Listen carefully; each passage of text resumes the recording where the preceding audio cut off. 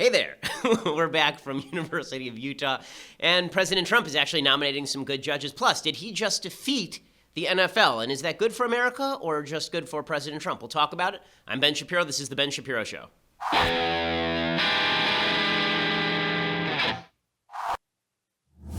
Well, we do have a big mailbag coming up today, and I've looked at the questions, and some of them are just doozies. Some of them are pretty amazing. So we'll get to all of your questions today in the mailbag. If you were a subscriber, you too could have been part of the mailbag, and your life would have been that much richer.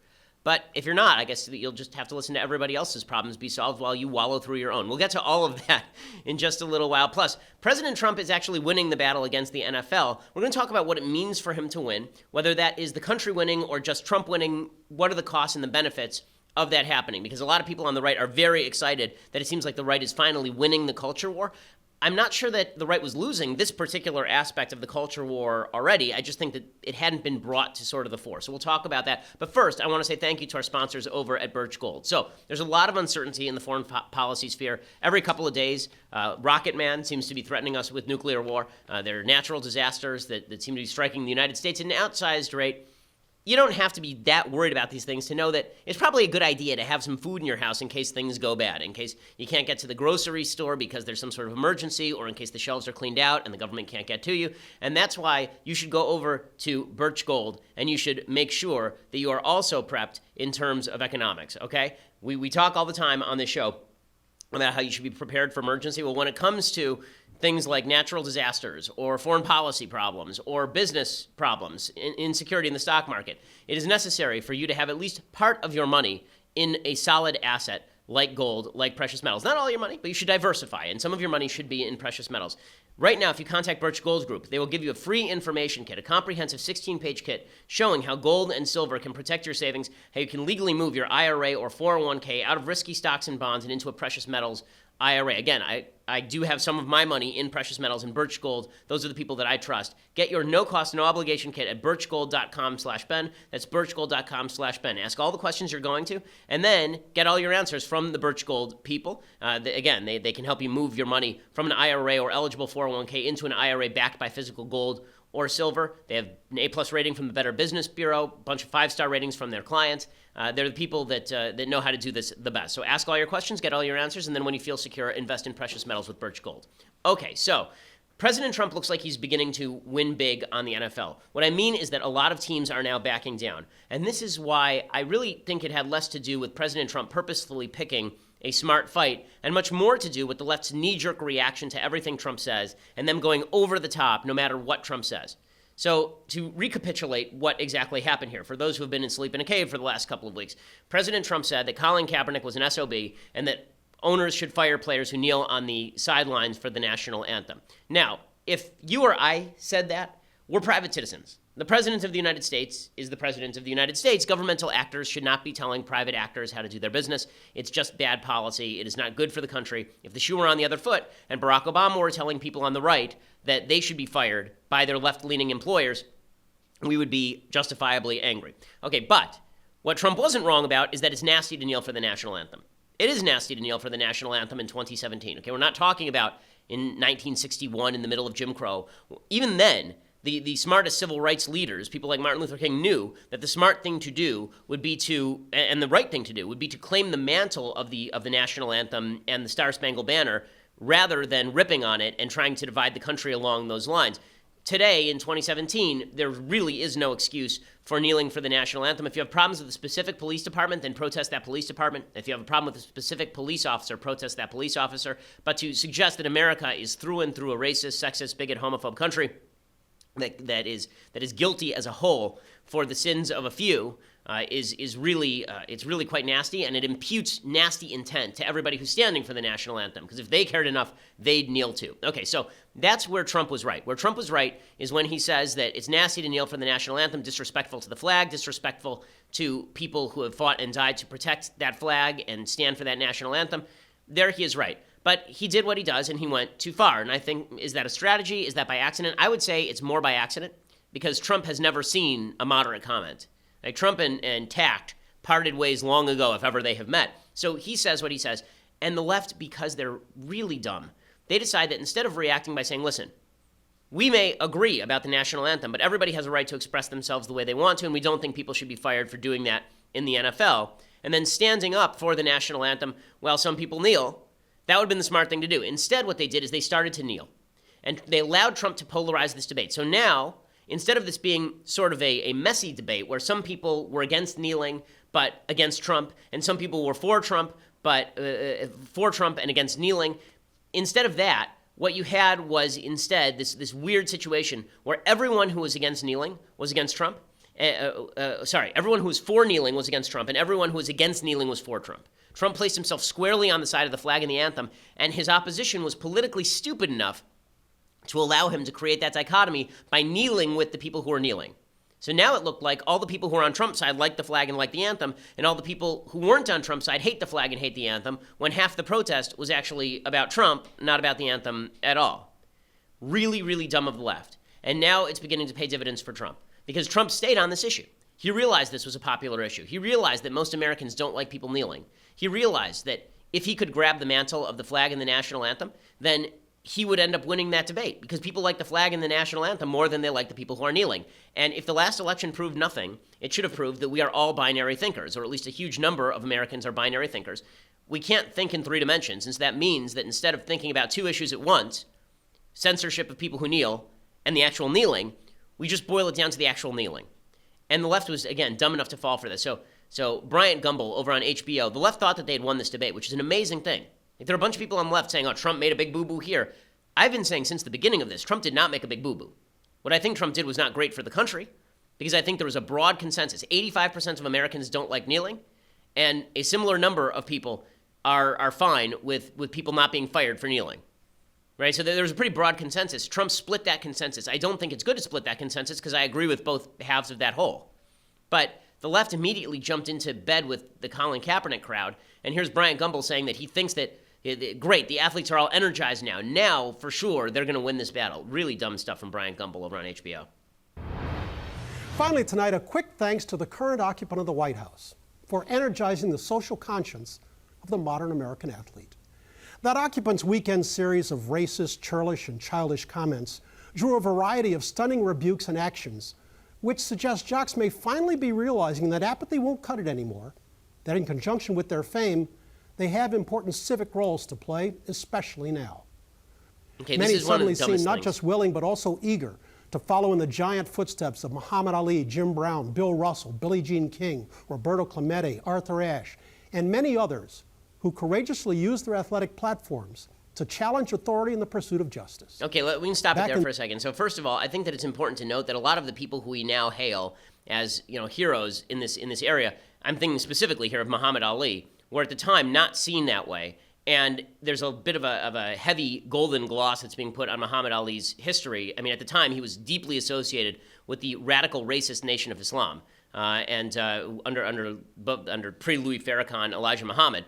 And the idea that he was doing some sort of great service to the country, Muhammad Ali, at the time, I really disagree with that pretty strongly. In fact, many Americans disagreed with it, which is why when he had his first fight with Joe Frazier, a lot of Americans were on the side of Joe Frazier. Muhammad Ali helped exacerbate racial divides. Joe Frazier was a guy who grew up poor in Philadelphia. Muhammad Ali grew up middle class in Louisiana as Cassius Clay, and Joe Frazier was somebody who didn't agree with the idea that you were supposed to stand against the American flag, or that you were supposed to protest the American government, or that America was a deeply terrible place. He was a much more unifying figure than Ali. Ali proceeded to call Frazier a gorilla and use really racist terminology with regard to Joe Frazier in order to push basically the Nation of Islam's message. So now he's hailed as some sort of civil rights hero, but at the time he certainly was not, and a lot of the stuff he did was really, really negative. There's actually a great HBO documentary on this called Ghosts of Manila that you should go check out if you haven't seen it. It's also a book. It's really worth reading on this. But beyond that, if Bryant Gumbel thinks that the sports world is going to win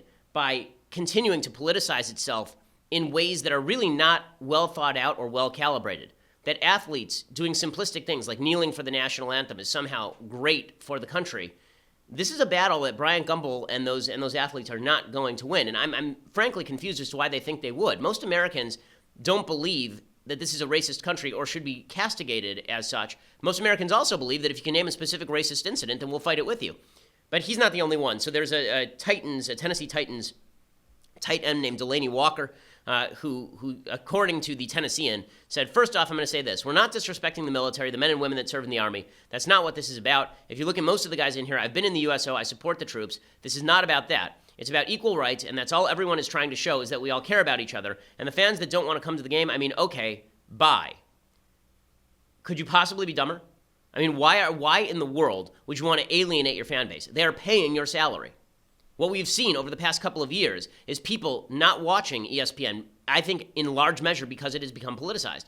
People not watching the NFL as much for a couple of reasons. First of all, the worries about concussions. Second of all, the domestic violence stuff. And then also, yes, the politicization of the NFL. I used to watch a lot more NFL. I don't like watching the NFL as much anymore because I don't need Bob Costas lecturing me on gun control, and I don't need a bunch of St. Louis Rams players perpetuating the lie that hands up, don't shoot was a real thing in Ferguson, which they did a couple of years ago and were not punished by the NFL. You see this from people in the NBA too. The 76ers, their first round draft pick is a guy named Ben Simmons. He's supposed to be a very good player, and he comes out and he starts ripping Trump by name. I'm going to play that in just a second and suggest that this is not smart strategy, and you will see that Trump is going to win this particular battle, which is a big win for Trump. We'll talk about whether it's a win for the right and a win for the culture, because I think it's not quite as easy as some people want to make it out to be. But first, I want to say thank you to our sponsors over at the U.S. Concealed Carry Association. So, someone breaks into your house. Somebody is at the front door and they shatter the window on your front door. They reach in, they pull the latch. You rush out with your gun. The person is trying to get into your house in the middle of the night. You shoot them. You think that's the end of the story. You did a great job, right? You did something good, self-defense, defense of home and others, defense of self and others, defending your property. The police will come and they may arrest you. And that's why you need to talk to my friends over at the U.S. Concealed Carry Association. Right now, they're happy to give you for free, when you go to defendmyfamilynow.com, the 2017 Concealed Carry and Family Defense Guide. It is from the U.S. Concealed Carry Association. Again, it's 100% free.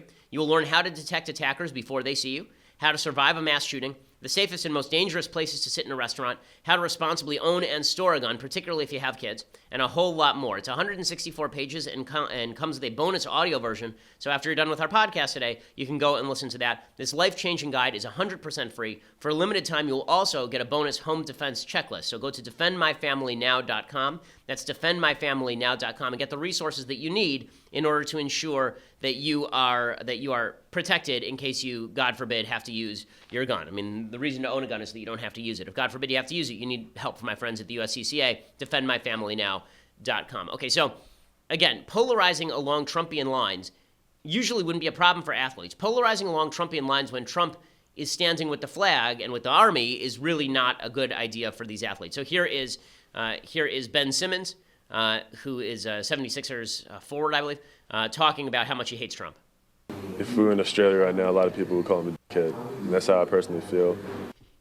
Okay, well, that's convenience. I mean, again, is this elevating the discourse? No. And listen, I don't think anyone has an obligation to elevate the discourse. But again, if you're going to polarize the audience, this is probably the best way to do it.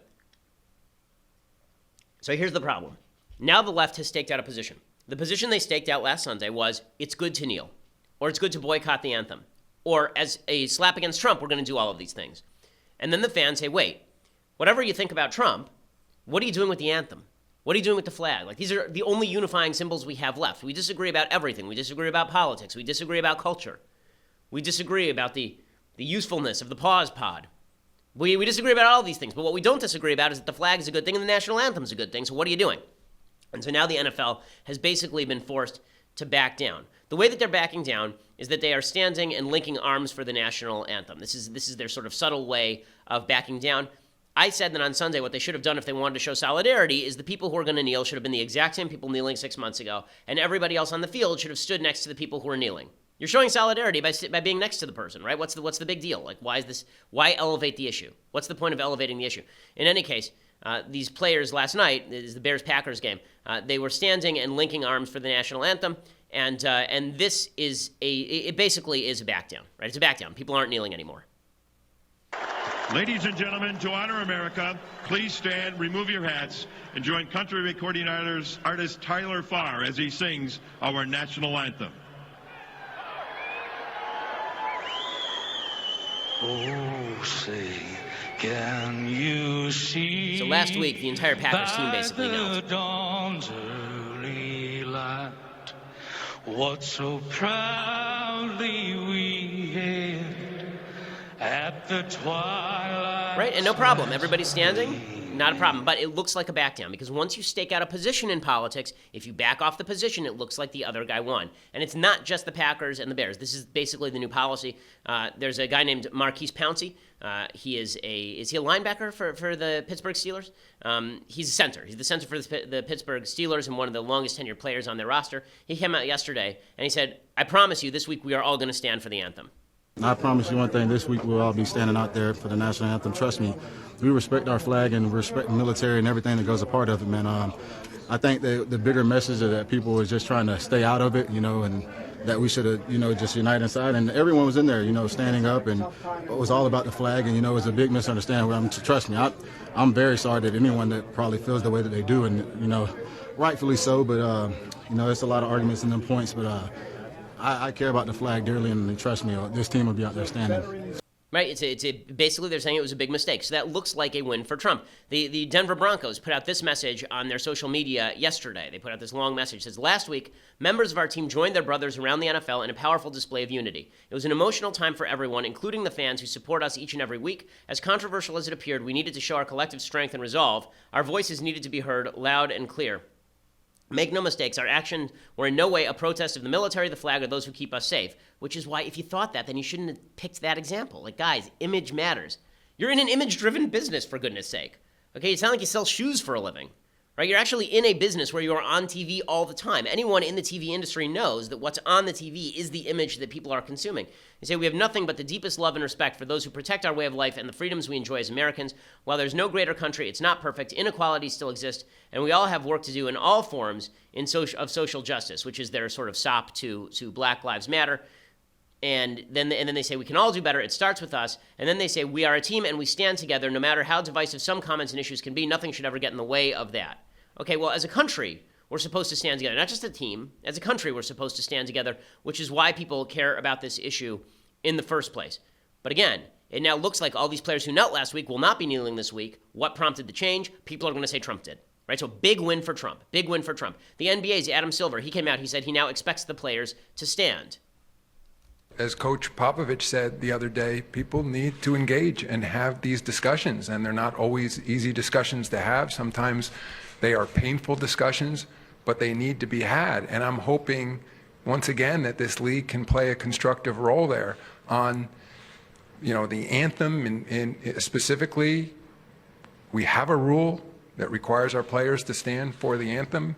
It's been our rule as long as I've been involved with the league. And my expectation is that our players will continue to stand for the anthem. Okay, so nothing actually changed in the NBA, and this is the important thing to note. It looks like the NBA is backing down because some of the players were really loud about this stuff, but nothing actually changed. I mean, in 1996, there was a guy named Mahmoud Abdul Rauf. He was a guard for, I believe it was at the time, was he on the Golden State Warriors?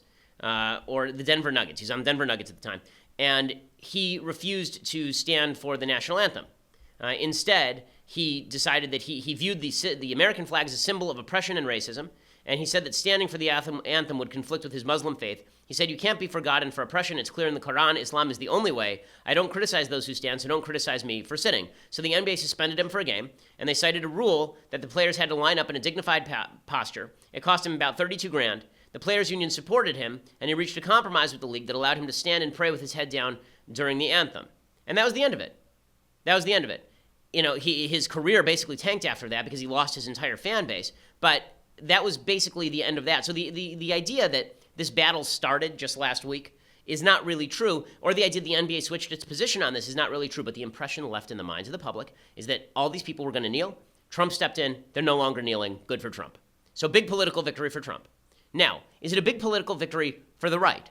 Well, on the one hand, a victory for Trump against people who are kneeling is sort of a victory for the right, except that more Americans thought that Colin Kaepernick was doing a dumb thing before Trump intervened than after he intervened. If you look at the polls, again, there was like 85% of Americans thought that Colin Kaepernick was doing the wrong thing. Now it's about 60% of Americans, 65% of Americans. That's not actually a victory for the right. Right? It's actually a loss for the right.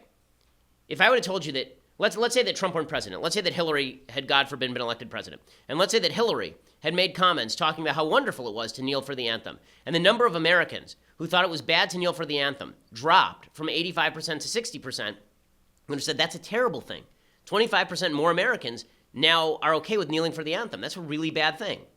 Well, 25% of Americans are now okay with kneeling for the anthem. That's not a great thing, even though Trump wins a political victory by looking like a strong guy. And it's not really great for the country. And this was my objection in the first place. Again, a lot of people on the right saying, oh, we're winning the culture war. We're winning the culture war. So in the one sense, I think the right is winning the culture war by demonstrating that the left is willing to be this radical. That is a win for the right. Okay, that's a win for the right. If the left is willing to side with Colin Kaepernick just to oppose Trump, it demonstrates how radical they are. If the left is willing to kneel for the anthem, to buck against Trump, that demonstrates the radicalism of the left. But for America's unity, for the cause of standing for the anthem, it actually was not a huge win. So it's a little bit more complex than just saying Trump wins, everybody else loses, we're done here. I don't think it's quite that simple. Now, I want to talk about what else this means in terms of the Republican agenda stalling, because while Trump is fighting these culture war battles that really get the base jazzed up and get people excited, because the truth is, as I've said before, people are much more interested in talking about cultural issues than in tax cuts.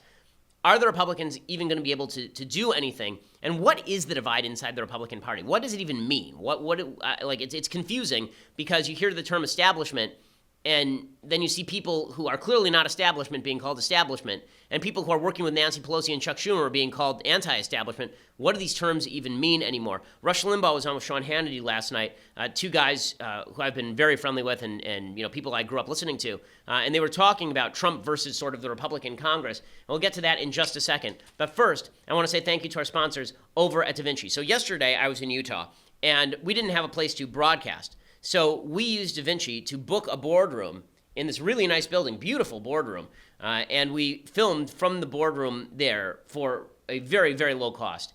That is what DaVinci does. In today's digital business world, you may not have offices. You may not want to pay rent, like we do at this building for offices. You may have an online business. And you have a meeting now, or you have to Skype call somebody, and you don't want to look like you're doing it from your closet. So instead what you do is you go over to DaVinci and you book a DaVinci meeting room. They provide you instant access to over 5,000 incredibly affordable meeting rooms in well-known office locations in every city. And they make it really easy. You search, you book, you meet. And what's amazing is that not only that, the DaVinci meeting room comes fully staffed. So we got there, and there was actually an assistant who was ready to usher us into the room, bring us coffee. It's like you have your own office. It's really amazing. And equipped with all the latest tech plus high-speed internet. Whether you need a day office or a conference room, a boardroom or a training space, DaVinci has what you need to make your next business meeting a success. And those DaVinci meeting rooms start at just $10 an hour. So everyone, listen, we have offices, but when we're on the road, we use DaVinci.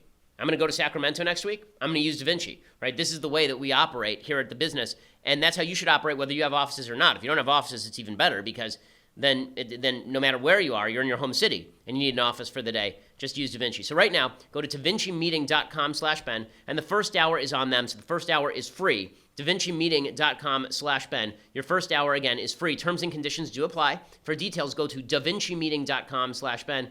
And you will see the place you hold your next meeting is going to be a lot better than where you're holding it right now. DaVinciMeeting.com/Ben. Really, it's a great service. And yesterday's service was really tremendous. I mean, it was like being at home when we were on the road. Really amazing. Okay, so while Trump is engaged in these culture wars, which is the stuff that animates elections, let's be frank about this. What Republicans do on tax cuts is going to be much less significant for the 2020 election than this NFL stuff.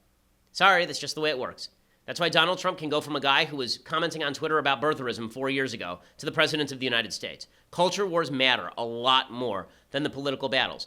But what does that mean for the political battle? In some ways, it means that it's harder to get people on the same page because all you have to do is virtue signal in the culture wars, and then we don't actually have to pass anything. So there are some pretty significant and fundamental differences inside the Republican Party, and it's always interesting to watch people like Sean and Rush, both of whom have been strongly supportive of President Trump, talk about what the Republican Congress is doing to buck Trump. Instead of suggesting that everyone has a duty to get on the same page, the idea is that if the Republicans would just follow Trump, he would lead them to the promised land. I don't think that this is exactly correct. I don't see them embracing strong ideas and going and selling them, which I think they'd win on the... I don't think they're conservative. I don't think they ever have been. They don't want Trump to succeed with his agenda. They can't afford that. I'm not exaggerating here. They can't afford for him to succeed with his agenda. They can't afford it. The lid's blown. The gig is over. The joke is revealed. If an outsider with no prior political experience can come in and fix messes that people have been promised would be fixed for 30 years, how does that make them look? They can't allow that to happen. Okay, so Rush is actually making a slightly different point. He's not making the point about conservatism. He's making a point that there are all these career politicians who haven't been doing anything. If Trump comes in and fixes things, he makes them look bad. I don't think that that's actually what's going on here. I don't think that there are a lot of career politicians who are sitting around going, you know what, if I thwart Trump, I look better today. How many Republicans feel like if they thwart Trump on things they want passed, that is actually going to make them look better in the eyes of their own constituents? Their constituents voted for Trump. Their constituents voted for Trump. If they look like they're actively thwarting Trump, they get ousted. I mean, hell, if they look like they even signaled in not liking Trump, they get ousted, right? Mo Brooks, people forget about Mo Brooks in Alabama. Mo Brooks was much more conservative than either Luther Strange or Roy Moore on policy. And Mo Brooks, who's a real Tea Party guy, came in third in the Republican primary because he wasn't supportive enough of Trump. So this idea that all these guys are trying to buck Trump to demonstrate that politics is a hard business, I don't think that's right. The problem with the argument that's being made here is that Trump's agenda is actually not the conservative agenda. This has always been the problem. This was the problem before the election. Let's say that Republicans went along with all of Trump's agenda and they just started voting for it. They'd be voting for higher taxes on people who are actually paying the taxes. They'd be voting for bigger spending. They would be voting for presumably a giant infrastructure bill. They would be voting for immigration policy that their own constituents in many cases don't support. They would be voting for President Trump's program with regard to foreign policy has been all over the place. Like, Trump doesn't have a well-defined program where you can even say follow the leader. Rush admits that Trump's tax policy is pure populism, and then he says that Republicans won't pass it because it's pure populism. Maybe that's not a terrible thing. I mean, if the tax policy is populism, I wasn't aware that these guys were elected on a populist message. They were elected on a different message. What it really is how to get votes from the middle class. This is a pure populist approach. This is not a conservative approach to tax reform whatsoever. On this one, President Trump is who he is. He is a full-fledged nationalist populist, and this tax policy indicates that. That's fine. That's who he is. So what Rush says here sort of, I think, disagrees with what he was saying in the first clip. In the first clip, he's saying, these guys in Congress, they aren't conservative. If they were conservative, they just go along with Trump. But then he's admitting that Trump's tax policy is pure populism. You can't really have it both ways. Okay, Trump's tax policy here, when he's saying he wants to raise the taxes on the people who are paying the majority of the taxes in the country, that is not a conservative thing to do. So what, and all of the hubbub around Trump and Trumpism and this idea of nationalist populism, Trump isn't a nationalist populist. Trump is just a guy with a bunch of views. This idea of putting like a philosophical patina on Trump's collection of viewpoints is wrong. Like, sometimes he does stuff that's super conservative. I have to stop here and praise Trump. Yesterday, he nominated Justice Don Willett of the Texas Supreme Court to the Fifth Circuit Court of Appeals. Great. That's terrific. He also nominated a judge whose last name, he's an Asian judge named, I think his last name is Ho, and he was nominated also. He's also quite conservative. Trump's judicial nominees have been across the board very conservative. That's been fantastic. But Trump isn't a conservative, right? So the point that I'm making here is not that he doesn't get credit for that. He absolutely does. That's a wonderful thing, and he should continue nominating terrific justices to fill these slots. But the suggestion that Trump is across the board a consistent guy, or he has any sort of through line to what he believes, is just not true. Ann Coulter, I think, is sort of making the same mistake here. Again, I've known Ann since I was 16 years old. Here's Ann talking about Roy Moore, the guy who just won the Alabama Senate primary. It's very controversial because not only did he bring in a Ten Commandments monument and put it on the lawn at the Alabama at the state courthouse, I guess. He refused to remove it when he was ordered to remove it, and he was ousted from his job there. Then he got his job back. Then he refused to enforce same-sex rules promulgated by the Supreme Court of the United States, and then he was ousted again. He's made some pretty ridiculous comments about people like Keith Ellison not being able to be seated in Congress because Keith Ellison is a Muslim. That's absurd. I really dislike Keith Ellison. I think Keith Ellison's an awful person, but I don't think that Muslims should not be allowed to sit in Congress. I think that's silly. But in any case, here's Ann Coulter on Roy Moore talking about what happened in Alabama. Because remember, Roy Moore was the guy who was not endorsed by Trump. Luther Strange was the guy endorsed by Trump, but Roy Moore beat Luther Strange pretty handily. Here's Coulter. How you doing? Fantastic. How are you, Mark Simone? Oh, you sound happy today. Does this have because your candidate lost and Trumpism prevailed. My candidate? I didn't have a candidate. Trump. Your president. I don't know anything about Alabama Senate candidates. They look like two Andy Griffiths. You know about Trump, and Trump has not been following Trumpism. We now see there are two different things. Trumpism 1, Trump 0. Okay, so this is the message that people are trying to do now. So now that it's clear that Trump does not actually have an ideology, people are trying to actually construct one and then separate it from Trump. But we'll call it Trumpism, which is incoherent. What really unifies the party? You want to know why the Republican Party is having difficulty governing?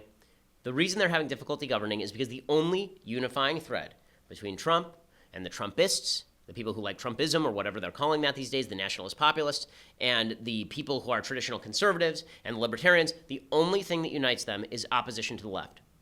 That's not a great thing. Okay, listen, we're not big on the left here, right? I mean, we give you a mug, right, that says leftist here is hot or cold. Like we're not huge on the left, but you actually have to push a certain ideology if you hope to unify and actually be able to govern. The fact that Republicans are not really speaks to the idea that opposition is a lot easier than governing. And this is where I keep saying this over and over, Mr. President, you campaigned as a leader. You campaigned as the guy who was going to lead Republicans to the promised land, the guy who was going to get things done. Forget about the first part. Let's just talk about getting things done.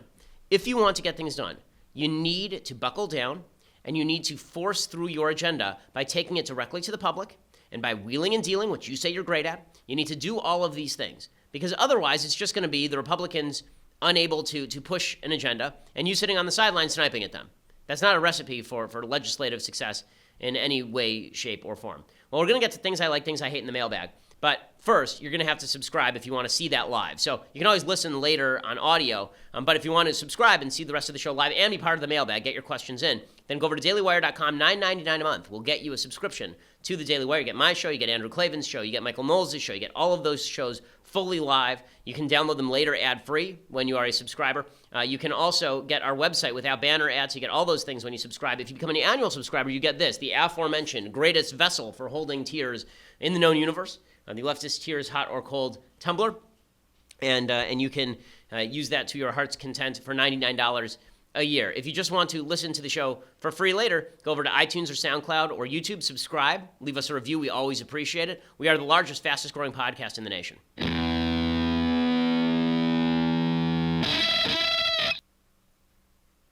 should say we're the largest and fastest growing conservative podcast in the nation. In any case, let's talk about some things I like and some things that I hate. So one of the things that is really, it's pretty fascinating actually, about the way that we approach racial issues in this country today, is we sort of put a different spin on history in the 1960s and 70s than what was actually being lived at the time. So at the time, the people who were actually making a dent were not people like Malcolm X, it was people like Martin Luther King. Those were the people who were convincing good-hearted white folks to join on the bandwagon.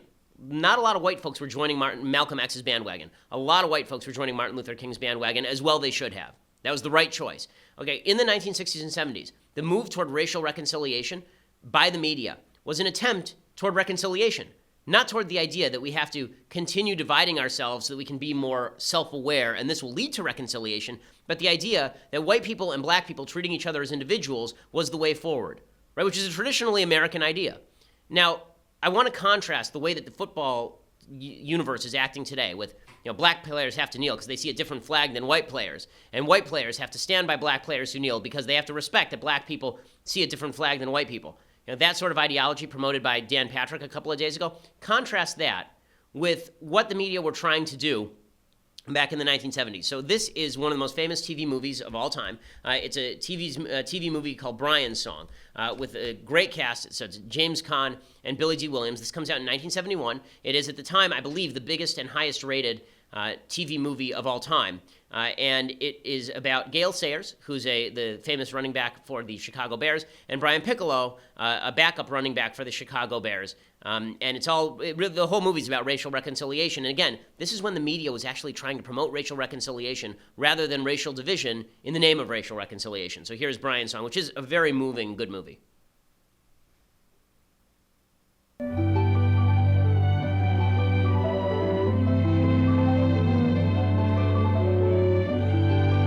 This is a story about two men. They competed for the same job. One was white, the other black. One liked to talk a lot. You said, uh-huh. The other was shy as a 3-year-old. Mm-hmm. Hey, rookies got to stick together. Our story is about how they came to know each other, fight each other. I'm going to whip you, Sayers. But you got to be at your best. And help each other. I think I owe you a beer. I owe you a lot more than that. Yeah. Okay, so what actually happened in real life, it's a true story. Brian Piccolo ended up with cancer and he died, I think it was like 31 or something. And they actually interviewed Gail Sayers about Brian Piccolo. They said the movie was pretty accurate as far as our relationship and what Brian Piccolo was like. Sports can be something that unifies us. Sports, culture, these should be unifying factors, not dividing factors. It's one of the pet peeves for the right. We look at culture and we say, listen, that should be bringing us together. You know, we can have uplifting stories like this. Yes, of course we can tell stories about terrible things that have happened to black people in the past and happened to black people in the present. But we also need a message of reconciliation or we're never going to be able to move beyond this. This is what Obama promised in 2008 and then didn't deliver over the next 8 years, instead opting for the intersectional politics of the left that suggests that America is innately divided and can never be reconciled. That's a disaster area. And it's a really good movie. It's a very moving film. So Brian's song, you can go check that out. Okay, other things that I like. Speaking of things that should be unifying, Steve Scalise, the Louisiana congressperson who was shot by the Bernie Sanders supporter, again, not Bernie's fault, as I've said 1,000 times, but he was shot by a guy who's a far leftist in the congressional baseball shooting. He finally came back to the House yesterday after a long recovery, and here he was arriving there.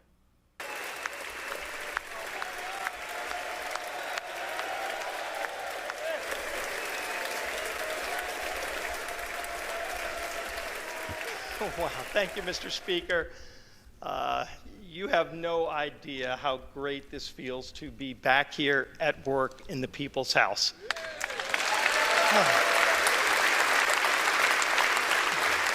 You know, and that stuff is good. I mean, it's moments that we like this that we have to remember that, again, I keep going back to the Lincoln line. We must be brothers, otherwise we're going to be enemies, and this is a good example of that. Okay, time for some quick things I hate, and then we'll go to the mailbag. Alrighty, so let's begin things I hate with this bit of amazing journalism by Steven Crowder and his producer, Not Gay Jared. Not Gay Jared has been urging me to follow him for well over a year on Twitter. I finally followed him last night, so his life is complete. Here's why. The reason I did is because he actually infiltrated Antifa over at University of Utah. And you can see, he was there, he put on a wig, he put on contacts, and they went and they got encrypted apps from like Antifa wouldn't allow them in unless they got encryption on their phone and they were messaging each other. Here is actual video of an Antifa member offering Steven Crowder's producer a knife, and then you'll see. I'm not sure if this is a man or woman. It's a transgender person. Offer the knife and then an ice pick. The person's carrying a taser, and it also suggests that if things go wrong, then they should retreat to a car where there are AK-47s in the back. You're gonna take the knife. How much? Yeah, we got 2 AKs coming. Matt McDonald here with Fox 13 News. We've been tracking Antifa for a long time. He was just down there at President's Circle, and they were handing out sharp objects to stab people with. Said they had someone coming with an AK. Why did it take 2 late-night hosts, comedians, to find this out? You know what? I wish you guys luck. Okay, so what's amazing is that you go watch the full footage over at Louder with Crowder. We also posted it last night at Daily Wire, and you'll see that the girl goes out, girl or guy, again, I'm not sure about this person, but this person offers that and then says, not only do we have two AKs coming, one of the other people says we have a sawed-off shotgun. Okay, sawed-off shotguns are illegal under all law. Okay, there's not a state in the union that allows sawed-off shotguns, and they were offering this. I guess that Crowder's producer, so Not Gay Jared, went to the cops after this. He basically said, "Guys, I got to go to the bathroom," and then he immediately went to the police, and the police came and arrested these people. But it is amazing, and it is amazing that again, you know, I think more journalistic outlets should be doing work like this. One of the things that I talk about when I talk about journalism is that there's an attempt by the media to separate acts of journalism from being a journalist. So they'll say, well, my career is I'm a journalist. Okay, fine, fair. But then there's a suggestion that if you're not a journalist and you go and do an act of journalism like Crowder is doing, Crowder, again, is a comedian, and Not Gay Jared's his producer, that is not journalism because they're not quote-unquote journalists, right? They don't have the magic journalist fairy dust, and therefore they don't get that credit. Okay, you get credit for breaking a story when you break a story. This is a story, okay? When Antifa's offering you a knife, that's a story. These people are not nonviolent.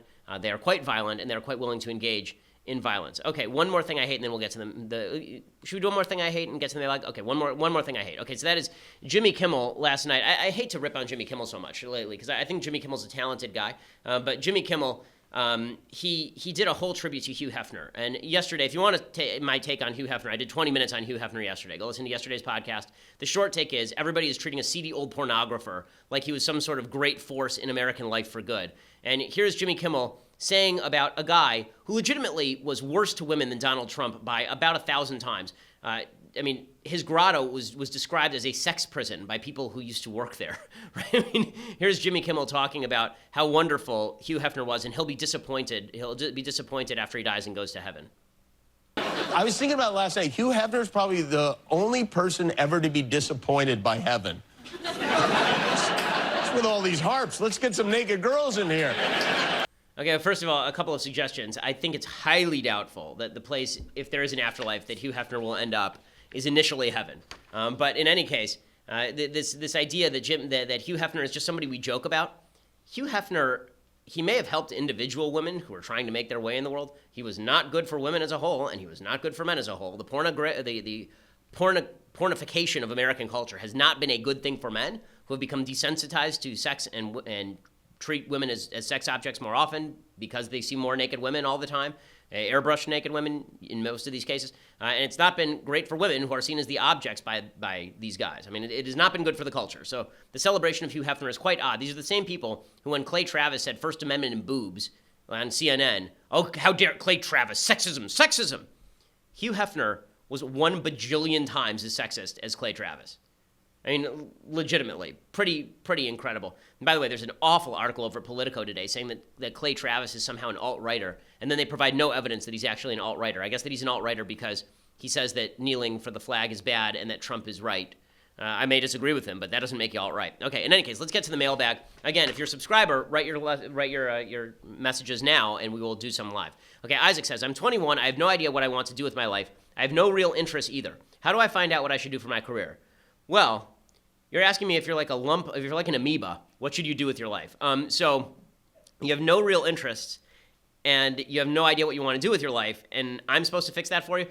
So normally I fix your problems. Let me start with this one. If you are bored with things, it's because you're boring. Okay, if you're bored with life, it's because you haven't searched enough. If you decide to be bored with life, you're not going to make a career or a happy life out of being bored. So you do have to find something that you are enthusiastic about, something that you're interested in. Listen, you're interested enough to become a subscriber to this show, which means that you're obviously interested in pop culture and politics. So there are certain things you're interested in. You know, you may not be interested in becoming an electrical engineer, but there are certain aspects of life that you are interested in enough and fascinated enough to engage with. You need to find out what those are and what aspect of that you can be good with. And there's so much crossover in the economy, right? You can be interested in politics, and you don't have to sit behind a mic like me. You can, we have people who cut audio for us. We have people who do animation for us. We have people who produce the show. We have people who travel with me on the road. We have, there are lots of different jobs in this milieu. So if you're interested in this kind of stuff, there are lots of different jobs that fulfill different skill sets. What I say to everybody, find your passion and then find the skill set that matches your passion. And that's the best way to have a happy life. Julia says, Dear Ben, my parents are Balei Tshuva. This is Jews who become religious. Balei Tshuva means owners of repentance, literally. It says, most of my siblings have left religion. I'm the only one still as religious as my parents. I'm also 14, so I don't have much of a choice. Why do children of ultra-religious parents abandon religion? So I think one of the reasons is that ultra-religious parents very often don't feel there's a real balance in the religious community between cloistering your child and exposing them to ideas so that you can inoculate them against bad ideas, right? You understand why people feel that there's a seduction to secular culture. There is. I mean, you get to do whatever you want, right? All the time, you get to do whatever you want. Sounds great, except that you may not find fulfillment in that. Sometimes acting with virtue is the place you actually find fulfillment. But let's say that you're an 18-year-old kid, and you've only lived in an ultra-Orthodox community. You lived in a Haredi community, for example, and you decide you're going to go to college. And suddenly, people are saying to you things like, well, have you ever considered that Sinai may not have happened? Or have you ever considered that the Bible is a book of myth? Or have you ever considered that religion may be false altogether and God doesn't exist, so you can do whatever you want? And hey, look, there are a bunch of hot girls. Let's go to a party, right? These things actually affect people who are religious. And this is why I think it's very important to have open and honest conversations about the nature of faith, about the nature of your faith, about why it is that going to the party with the hot girls, it may be worth foregoing that in order so that you have a better life in the future. Like, I have a very fulfilled life, thank God. I have a very fulfilled life. I was a virgin until I was 24, right? I was married at 24 to my wife. She was 20, and I am very pleased with that decision. She was a virgin as well. I do not have a single shred of regret that I didn't go to college parties and drink myself senseless and have sex with random people. I have no regret about that. I don't have regret about that because I think that I've chosen a better way of life. And I think that you have to feel that you are defending a higher truth in order for you to feel as though you're doing something valuable and not be seduced by outside forces. So people tend to react to the outside forces by cloistering themselves. That only makes them more vulnerable. It's sort of like the polio virus in the 1930s. Well, one of the funny things about the polio virus is that it tended to inflict more damage on people who are very wealthy than people who are very poor. And people are wondering, why is that? Well, the answer is that a lot of poor people were playing outside in the mud and exposing themselves to germs. They had stronger immune systems. And a lot of the rich kids weren't. If you keep a baby in a bubble, and they never have to deal with antigens, then there's never going to be a situation in which their immune system has developed enough for them to actually fight those things off. You have to expose your kids to enough ideas that are foreign to your culture and then defend your culture against those so that your kids have heard it before and it's nothing new and seductive. By the way, I feel this way about when you talk to your kids about sex. I think that half of the things that go wrong with regard to kids and sex is that we say to kids, you can't talk about that. It's secret. It's mysterious. When you take the mystery out of sex, then you're actually injecting the love back into sex, meaning that sex is not anything mysterious. It's a biological function, right? It's certain parts going in certain places. When you remove the mystery from sex, what you end up doing is suggesting that in order for it to be more than that, there needs to be some sort of feeling attached to the sex. I think the mistake a lot of religious parents make is they say, ooh, we can't talk about that. We can't talk about that right there. Yeah, that's dirty. That's dirty talk. We can't talk about it. And then kids go, ooh, it's dirty. Sounds great. Right? That's it. So I think it's a big mistake not to be open and honest with your kids about this kind of stuff. Mitch says, what is your favorite musical period, classical, romantic, etc., and why? Well, I think probably the border between classical and romantic. So for people who don't know classical music that well, classical music was basically there's the Baroque period, which is sort of Bach, and then there's the classical period, which is considered Mozart and Beethoven. Beethoven really sort of spans the divide between classical and romantic, and by the time it gets to Tchaikovsky and Brahms, you're in the romantic period. So Beethoven is the best composer who ever lived, although there is a strong argument for Bach. The most listenable music in terms of just you turn on the radio and it's easy listening is Baroque/classical music like Bach. That's if I had to pick one composer to take to a desert island, it would be Bach. Benjamin says, hey, Ben, I've been reading up on Israel, and I'm becoming frustrated with the fact that Israel's public perception has shifted so negatively when it's blatantly obvious that they are not the hostile actors in the region. When did this shift in public opinion occur? Who are the main proponents of it? So the major shift in public opinion did not occur in the last 10 years. It occurred in 1967. Before that, Israel was considered a small nation fighting for its survival in a community of nations seeking to destroy it. And after 67, when Israel was dominant in the Six-Day War, then a lot of the left suggested that Israel was now the oppressor because Israel was powerful, and also Israel was bad because it wasn't socialist enough, because that was about the time the Soviet Union realized that they were going to try and make inroads in the Arab community by making nice with people like Nasser, who was the head of Egypt at the time, and in doing so, they sort of posed Israel as a mini America, and people hate America and Israel for basically the same reason if they hate Israel. Chris says, hey, Ben, if you were trying to get into politics on a local level, what would be a good position to begin a political career? Well, it depends on your neighborhood. I would say the easiest place to get in is usually something like the school board, some place where there are 5,000 voters, because there you can actually do direct outreach to all the people who are voting. It's enough people you can actually shake all the hands of every voter that you want to vote for you. And then once you're on the school board, you can actually do some good, hopefully, for the students, and that usually seems like a good way to promote your career. Kathy says, I have a family member who's in a lesbian relationship, raising a baby, and I have 2 children under 4. I don't want my children to be confused by seeing this. How do I handle holidays? Well, I mean, I think that you should honestly have an open conversation with your lesbian relative. I think that that's perfectly fair. I think it's perfectly fair. Confusing small children about heterosexuality versus homosexuality seems to me a really bad move, because if you're trying to inculcate a set of values and you say that it is better for your child to be straight than gay, which is a perfectly respectable, non-homophobic position, just talking about what will lead to your perception of human happiness, that's not irrational in any way. If you say to this lesbian family member, listen, you're welcome to come over. You're welcome to say that this is your partner, right? This is a person who you live with. But we don't like using the word wife because I don't want to explain to my child that, because I don't believe in same-sex marriage, right? The state may, but I don't. And I don't want my child to believe in that either, and that's my right as a parent. You can either respect my rights as a parent, or we can meet privately away from the kids. Like, this is a matter of parental rights.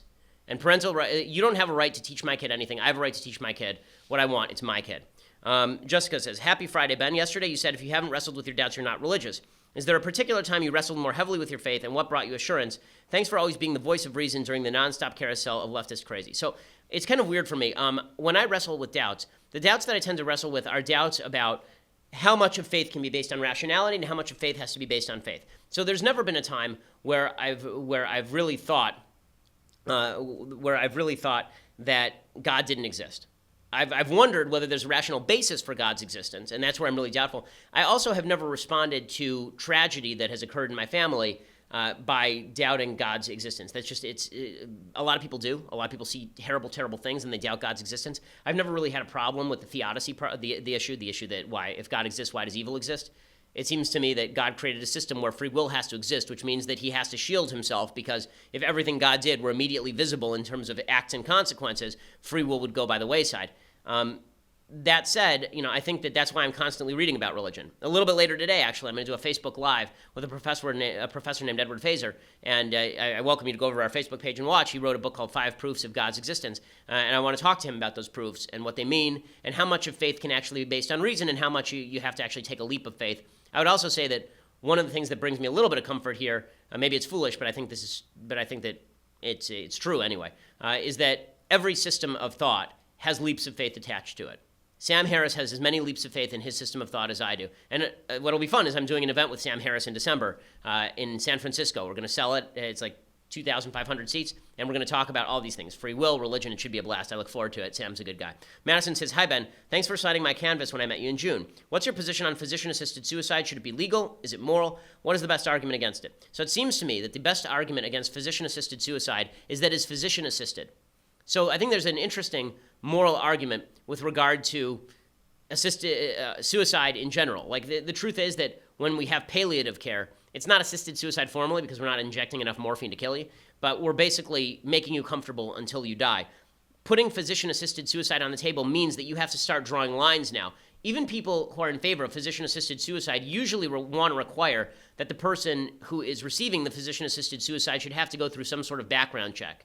That if you're an 11-year-old who's having thoughts of suicide, but you're perfectly healthy in every way, that we shouldn't allow you to do that. Well, now you're putting your standards on the person who wants to commit the suicide, which denies the fundamental argument you're making about autonomy. So that's sort of interesting. I don't think doctors should be in the business of death. I don't think doctors should be competing to see who can deliver death at the cheapest price in a free market. And doctors should be there to heal. Your suicide, also, you should be taking culpability for your own suicide. It shouldn't be on a doctor to have to take culpability for killing you. All right. Joseph says, hi, Ben. Lots of non-religious people that I meet attempt to discredit the Bible by bringing up violent verses that call for things like stoning disobedient children and people who sin in general. How do you combat points like these, especially if you're unfamiliar with those verses? So first of all, you have to be familiar with the verses in order to fight back against misreadings of the verses. If you don't know that much about it, you say, listen, I want to go do the research on the verse. Forgive me if I don't take your opinion as gospel truth on this particular verse, since you obviously have an axe to grind. Let me do the research. Maybe I'll have a response. On those particular verses, by the way, the Talmud says that no child has never been held accountable for what they call ben sora or mora, which is the rebellious child who is stoned. Also, all of the death penalty offenses in the Bible require, according to Jewish law anyway, 2 eyewitnesses who not only witness the event, but warn the person beforehand. Right? They actually warn the person. They say, do not kill that man. And the guy says, screw you, I'm going to kill him. And then they both see the guy, and then they go and testify. So this is why it also says in the Talmud that a Beit Din, a Sanhedrin, that issued a death penalty once every 70 years was considered a murderous Beit Din. So all of the talk about all of the death penalty stuff in the Bible was really not applied. It was an attempt to express that rebellion against God in participation in sin is worthy of death. That's really what it's about. Chris says, what do you believe will be Trump's most likely legislation to pass during this term? It seems healthcare is behind us for now, and tax reform is on shaky ground as well. I think at some point he's just going to turn to infrastructure. He's going to grab about 20 Republicans and 40 Democrats and try to ram through a giant infrastructure package. It's quite possible, though, that the political landscape is so polarized at this point that the Democrats just say, we're not going to help you with anything, and then nothing passes. I mean, it's an amazing statement to make about a president, that nothing passes, but we're now through year 1, and that's where the president's political capital is highest, and nothing's passing. Antonia says, Ben, do you think the number of sexual partner one has before marriage is important? Does having more partners lower the chances of you having a successful marriage? Well, the data tend to show that the more promiscuous you are before marriage, the less likely it is that you're going to be happy inside of marriage. The data also tend to show that if you live with somebody for a long time before marriage, your divorce rate is higher. This idea that you have to try out a partner before you get married, I think is just idiocy. The reason being that that's what dating is for, but the idea that you have to try somebody out to be sexually compatible, I have real serious problems with this. I don't want to get too graphic here, but let me just suggest that I think that there is a solid correlation, unless you have like a serious sexual dysfunction, which is something that you probably would know beforehand, or if you don't know beforehand, there are treatments for, then the idea that you're sexually incompatible generally means that you're personally incompatible as well. If these are all issues that should be discussed up front, but this making sex super complicated, like you have to try it out because you're comparing cars, it seems like idiocy to me. First of all, if you and the person that you're having sex with have had no basis for comparison, then it's the best sex you've both ever had. So that there is that convenient little fact. If the only beer you've ever had is Bud Light, it's the greatest beer you've ever had. So you don't really have to worry about it. But also, I think sexual compatibility is really more just about being willing to give, just being a giving person. And if you're a giving person, then sexual compatibility is actually pretty easy. Seth says, what is the appropriate legal route to take for an individual that believes there is racism taking place within a work environment? Would this process be costly? Well, usually there's state or federal laws, anti-discrimination laws. You can file a lawsuit if they violate those discrimination laws. One of the questions that I have is whether those laws should be on the books in the first place. Not because I'm pro-discrimination, I hate discrimination, but because in a free market, I think that discrimination should be punished by other businesses destroying the discriminatory business in open competition. But the appropriate legal route to take, just as a lawyer, is you'd have to actually go look at the applicable state or federal law and see if it's technically been violated. Vincent says, for a guy in the workplace, how many buttons can be undone on a collared button-up shirt? At a social scene, a bar, barbecue, family event, how many buttons can be undone? Thank you. So my answer is exactly the same in either case. You see the number of buttons that I currently have undone. The answer is 1. Do not be Michael Knowles. Don't do it. Okay, this nonsense where you unbutton your shirt down to your navel, like, look at me. Okay, like no one wants to see that. No one wants to see that. If they wanted to see that, they'd be married to you. Okay, the idea that you should be walking around with your shirt undone and that it's a comfortable social scene, dress like a mensch. And if you don't want to wear a button-down shirt, then put on a t-shirt. Okay, like I don't understand why modesty has gone by the wayside for everybody. Like no one wants to see that. Like if they want to see it, then they should be willing to put a ring on it, as the great prophetess Beyonce once said. Okay, so we'll be back here next week on Monday. So next week, I'm warning you now so that you have fair warning. We are doing shows Monday, Tuesday, Wednesday. Then I'm gone for a week and a half because I'm finally taking my long-awaited vacation. It's a Jewish holiday. So I'd be missing some of those days anyway. So I'm taking the vacation during the Jewish holiday. I'm really technically missing only like a couple of days that I'd be able to broadcast anyway. But that means that next week you're going to have to listen up and listen good, because if you're going to fix things while I'm gone, then you're going to need to listen to my words of advice very clearly, and you need to put your ear very close to your phone. And you're going to need to assume that everything that I say is correct, because for a week and a half, I will not be here to guide you. When I come back down from the top of the mountain, I will bring you a set of commandments. Okay, then I'm getting a little bit over my skis. All right, well, we'll be back here on Monday. I'm Ben Shapiro. This is The Ben Shapiro Show.